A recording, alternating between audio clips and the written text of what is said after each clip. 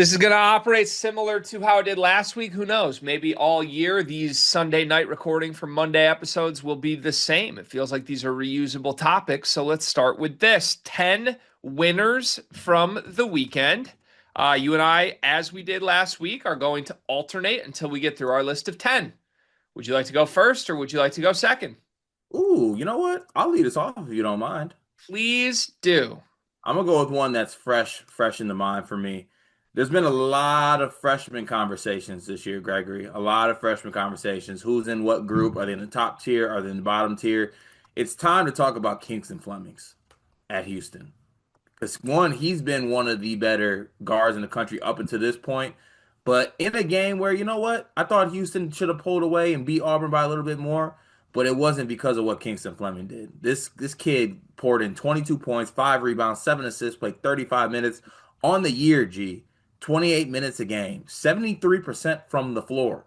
73, your point guard. 43% from three, 85 from the line, 3 rebounds, 5 assists, 16 points, less than one turnover a game. This was the first game against a high major opponent that they had played, and I thought that he showed up and showed out. I think that he is having honestly one of the more incredible freshman years thus far that not enough people are talking about.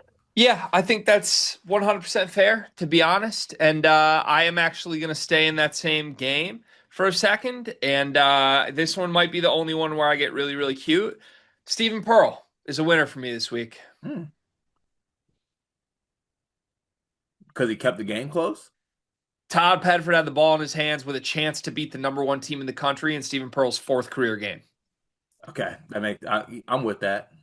I don't even care what happened. I don't care that they didn't drop anything good in the final 30 seconds of this game. That's crazy to me. I thought he would be the laughing stock of the sport this year. I thought he honestly might have a chance to get fired at the end of the year. Like he's going toe to toe with the best team in the country right now with a roster, by the way, that I really don't like all that much. And Auburn was in that game, even with Kingston Flemings being really good. I think that matters. And Stephen Pearl's passing the eye test to me right now.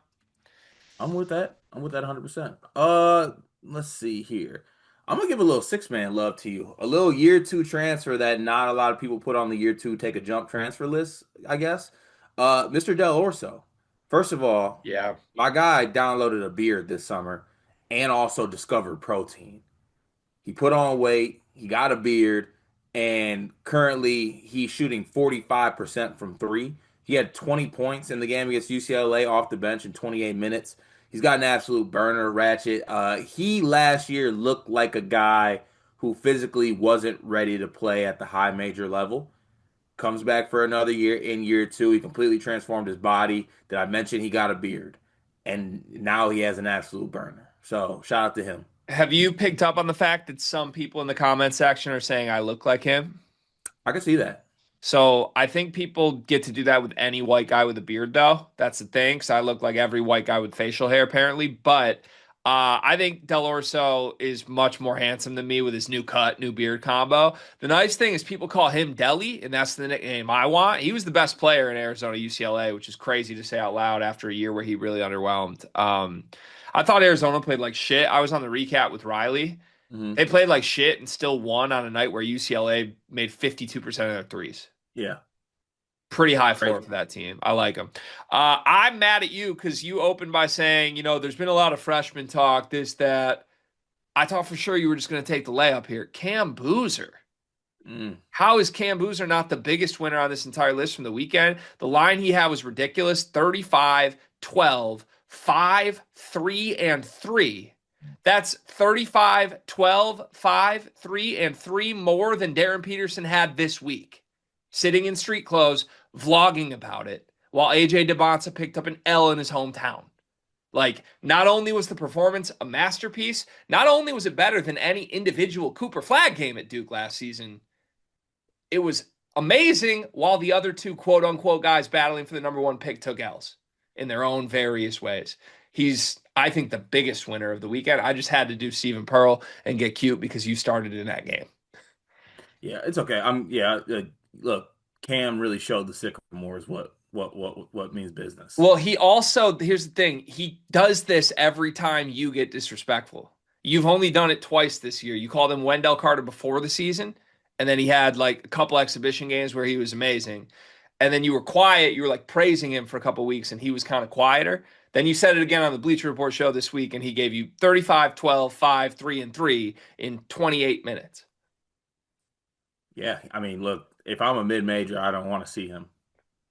If I'm a team outside the top 100 on KenPom, I do not want to see Cam Boozer. Who do you think is going to have more when Darren Peterson plays Cam Boozer, or more accurately, Darren Peterson's team plays Cam Boozer this week? Yeah, because Peterson's not playing, huh? Yeah, sounds like he doesn't really want to play basketball, does he? Huh? Hamstring. Have you So ever hurt your historically, hamstring? when guys don't want to play basketball, historically, haven't we called that ducking? Yeah. And if Darren Peterson decided to not play against Cam Boozer, would we qualify that as ducking? I think one might constitute that as a duck. Huh. Okay, then yeah, Cam Boozer's on my list. Who's up next for you? The one that actually played somebody, even though he lost, AJ DeBonsa. And this one for me, I know it's in a loss, but you know how, honestly, good segue here. You know how Cam Boozer had that really, really tough first half and then came back in the second half against Texas and played extremely well. And I know he won the game, so that's different. But honestly, truthfully, AJ kind of has this stigma about him where if people thought he actually was what we think he is, he would have just continued to shut down the rest of the game. And I thought he really took over in that second half and actually kept them in the basketball game, and they had chances to win. And the bag for him is crazy. I know his handle is questionable, but the footwork, the athleticism, and the body stuff is crazy. That was a special second half from him after not having a good first half. I loved seeing the intestinal fortitude from AJ DeBonsa in that second half. Word to Matt Painter. I think I'm starting to figure out DeBonsa because you're right. He does have this reputation of like he's not a competitor. But the Yeah. thing is, like, he was super ultra competitor-y in the second half. Like, he kind of put the team on his back and kept them in it late. I don't know. I think he's a big time competitor, Cart. I think he's just a silly boy. I'm sorry, what? You feel me? Like, I think AJ DeBonce is an elite competitor. I just think he's like a little silly boy. It's just a silly little boy. Yeah, like he's half silly boy and half elite competitor. That's a fun mix, you know? First half he was silly, and then Yeah. second half he was really ultra competitive.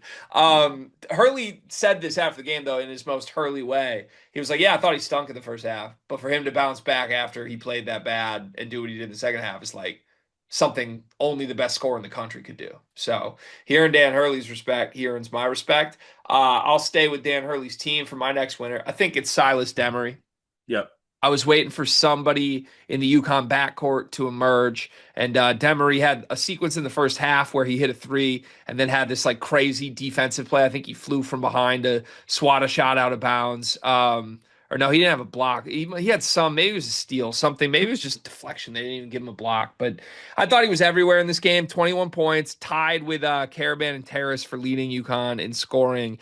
But 7 assists to 1 turnover. He's ahead of schedule in terms of what Hurley should be expecting from him in a spot like this after not exactly looking the part right away. Thought it was the difference in the game, quite frankly. And he outplayed Rob Wright, and Rob Wright was good at moments in this game. Yeah, that's a good pick. I was gonna pick probably another, honestly, just UConn in general, but um, that'll take that's good by you by actually picking a player. I was gonna lump all the big three from UConn together, Mm. but I don't feel like doing that anymore. Let's go with. Hmm, you know what? There's a lot of negativity around Kansas. Can I get some positivity going? Can I get a little positivity going? You would, but yeah. I'm gonna give my flowers to Badunka Dunks, man. Yeah. I'm gonna give a little flowers to Badunka Dunks in this game, man. 25 minutes, missed one shot from the field, puts up what? 10, 7. Oh, I'm sorry. 25 and 10. My apologies. As for stocks as well, been a minute since I pumped in stocks. There's a lot of negativity surrounding Kansas program. Obviously, with the whole Debansa conversation. I'm sorry, not Debansa Peterson conversation. And I thought that Flory was really good in his limited minutes against Princeton in a pretty comfortable home win. Yeah, Dungo Bangs has been really, really good. That's great. You've been on it with the nicknames this year. I don't know if anyone's giving you your credit for that, but good on you. I have an endless trove of Flory Badunga nicknames whenever needed. You hit my nickname, Badunga Dunks, and I've been waiting for that moment for years so I can unveil Dungo Bangs. He's nice. He's special. He has taken the leap that Kansas fans knew they needed from him. If only he had a point guard to play with, then he'd look especially good. And hopefully that comes at some point later this season. I think it's Pat Kelsey next. I think it's Pat Kelsey Whoa. next. Did you see the Kelsey presser? We're going to do a short on it tomorrow, but I'm sure you saw this weekend, right? Oh yeah, I did. So Michael was great. Again, Conwell was great. Again, every single starter for Louisville was in double figures. They score 106 points. Yada yada, waltz their way to a victory at the Everybody's happy. After the game, Pat Kelsey like leans forward and smiles, and basically hits the media row with, "Oh, yeah, we had some recruits that chose elsewhere, some guards that chose elsewhere. You want to go elsewhere? That's okay. But you see what Michael's doing? Mm, Michael's hooping. mm, Come to Louisville. We gonna hoop." That got my attention because he's right. mm. And while Mark Pope, his biggest rival, fresh off an L, sits at the podium confusing his entire state, Pat Kelsey's making one thing extremely clear. You come be my guard. We gonna hoop. You gonna hoop? And he's not lying. He's a huge winner right now. PGU? Listen, we laughed when he said it. I still don't think you can call it PGU, but I would love to be a Pat Kelsey point guard right now. That's for sure. Okay, fair share. Let's go. Actually, okay, it's time for my homer pick. Gregory, you're gonna get upset. I'm sorry, but here comes a my insert name here. My Hoyas are 4-0, man. They're 4-0. They're 4-0, and they look, and dare I say, they look good. I KJ don't hate that. Lewis, 17 points in the second half of this game. Malik Mack has 16. KJ Lewis also hits I have 26 on this team. Also, that was for the guys. Shout out to my Arizona Wildcats. I got y'all. Avenge y'all from what Caleb Love let us slip away in that tournament game. Shout out to Georgetown, man. I think some people were like doubting it. Yeah, they beat Maryland. They beat Kentucky in the exhibition game. They have some like close barn burner type games with A-10 opponents, but I think they've kind of just leaned into some of the personnel they have. KJ Lewis has been really good. Malik Mack is really good. Caleb Williams, underrated, really good. So shout out to Georgetown Hoyas, man. 4-0, holding it down for the Big East, by the way, which has been smelly. Yeah, I don't hate that. I approve that. I like watching this Georgetown team. I bet on them this weekend, and I am okay with you calling them your Hoyas. Actually, as crazy as that sounds, am I allowed to get like 1% of your Hoyas when I want them? Because of Malik Mack, sure, yes. Okay, I have been a Malik Mack guy. You've always been Team Mack. All right, last but absolutely not least, maybe last but most, I was hoping that you would pick him at some point so that you could kind of be the guy steering the ship, but I'll do it every single week if I have to. David Mirkovich. Mm. The hell, man. The hell are we talking about? That's it, the like, hell, man. Oh, yeah, 27 and 21. Yeah. Like Crazy. what? Seriously, those are video game numbers. Those are video game numbers. It's like the second time in 4 appearances he's had this. He's like doing the shit we thought Hans Steinbach would do, but better. Mm-hmm. And it was kind of like a dicey game for for Illinois. Colgate's solid. Yeah. And in fact, my Colgate to cover bet hit. It kind of played out how I did. I just didn't think Merck would be this engaged and this good. And afterwards, Brad Underwood like clearly just adores this kid and is like doing the full blown love affair. Yeah, he cusses at me in Balkanese, and I yell back, and then he gets 21 rebounds. Like it's amazing, dude. It's fun, and I love every second of it. And Stojakovic into the starting lineup, by the way, 9 points on 11 shots. I'm sorry, what? I'm just a footnote that Andrei Stojakovic was into the starting lineup and had 9 points on 11 shots. You want? I was at it.